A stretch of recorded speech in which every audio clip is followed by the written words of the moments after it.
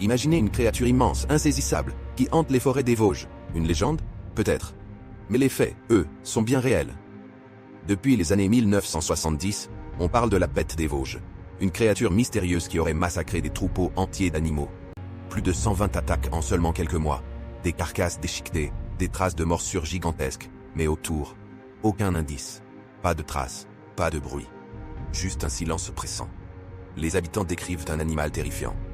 Certains parlent d'un loup énorme, bien plus grand que la normale. D'autres jurent que c'est une créature hybride, mi-loup, mi-félin, avec des yeux rouges qui brillent dans l'obscurité. Et le plus troublant, personne ne l'a jamais capturé. Dans les années 90, l'affaire prend une telle ampleur que des experts, des chasseurs et même l'armée sont mobilisés pour traquer la bête. Des battues gigantesques sont organisées. Mais la créature reste invisible. Comme si elle jouait avec nous, frappant toujours là où personne ne l'attendait. Les théories, elles, sont nombreuses. Un loup géant venu d'une autre région? Possible. Mais son comportement est trop inhabituel. Un animal exotique? Comme un puma ou un jaguar? Échappé d'un zoo clandestin? Ça expliquerait sa puissance, mais pas son mystère. Et puis il y a ceux qui pensent que la bête est autre chose.